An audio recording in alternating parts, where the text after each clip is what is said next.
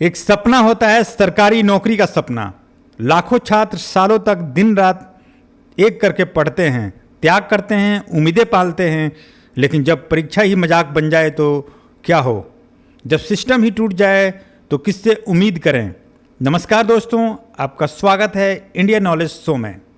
आज का वीडियो सिर्फ एक खबर नहीं है, ये हजारों छात्रों की उम्मीदों की चीख है।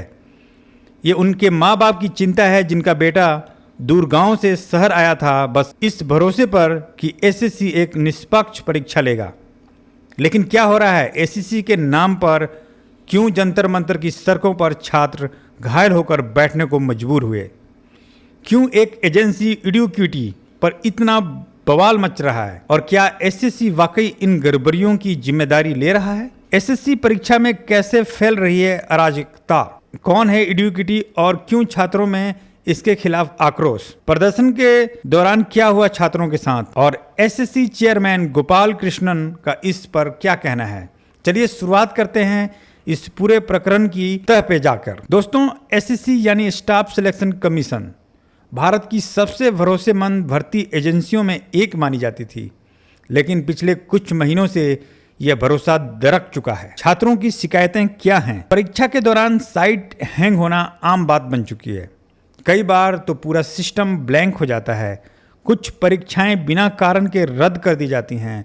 सेंटर की स्थिति ऐसे गांवों के अंदर बनाए गए हैं जहां ना बिजली ठीक है, ना टेबल, ना कुर्सी। कई बार छात्रों को 1500 से लेकर 2300 किलोमीटर दूर सेंटर मिलते हैं, जो छात्रों के लिए मानसिक और आर्थिक दोनों तनाव लाता है। कोचिंग टीचर नीतू मैम कहती हैं, ऐसे सेंटर पर जहां पंखा तक ना हो वहां छात्र परीक्षा में कैसे ध्यान लगाएंगे। ये परीक्षा है या सजा। ब्लैक लिस्ट, इतिहास और गुस्से की जड़। एसएससी ने इस बार परीक्षा कराने के लिए एडुकेटी नाम की एक प्राइवेट एजेंसी को चुना है, लेकिन यही एजेंसी पहले कई राज्यों में ब्लैक लिस्ट हो चुकी है। छात्रों के आरोप हैं, सिस्टम बहुत स्लो है, सेंटर बहुत दूर, कर्मचारी बदतमीज और सबसे बड़ी बात विश्वास की कमी। छात्र पूछते हैं, अगर ये एजेंसी 3 लाख छात्रों की परीक्षा ठीक से नहीं करा सकती तो 30 लाख का क्या करेगी। छात्र टीसीएस टाटा कंसल्टेंसी सर्विसेज को दोबारा लाने की मांग कर रहे हैं, क्योंकि टीसीएस का साफ ट्रैक रिकॉर्ड रहा है। जब छात्र सड़कों पे उतरे 1 अगस्त 2025, जंतर मंतर हजारों छात्र और शिक्षक एसएससी की इन गड़बड़ियों के खिलाफ शांति से प्रदर्शन कर रहे थे, लेकिन पुलिस का रवैया चौंकाने वाला था। दोपहर 12:30 बजे बिना चेतावनी पुलिस ने लाठीचार्ज शुरू कर दिया। छात्र शिक्षकों को धक्का दिया गया, थप्पड़ मारे गए। छात्र डर से छिपने को मजबूर हुए। उन्हें जबरन बसों में बिठाकर 4 घंटे तक घुमाया गया। न पानी, न वॉशरूम, न गर्मी से राहत। नीतू मैम कहती हैं, हम शिक्षा की मांग कर रहे थे, इंसाफ की बात कर रहे थे, क्या ये हमारी सजा थी। चेयरपर्सन गोपाल कृष्णन का जवाब। चेयरपर्सन ने माना कि कुछ दिक्कतें आई हैं। उन्होंने इसे टीथिंग प्रॉब्लम यानी नई व्यवस्था की शुरुआती चुनौतियां कहा। उन्होंने बताया, सीडेक जैसी सरकारी एजेंसी को निगरानी में लगाया गया है। हर परीक्षा के बाद डेटा जांच की जाती है।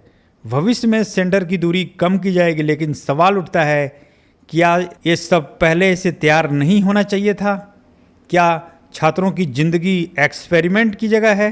छात्रों की मांग, अब बदलाव चाहिए। छात्रों की 5 मुख्य मांगे, एडुकेटी को हटाया जाए या उस पर कड़ी निगरानी रखी जाए।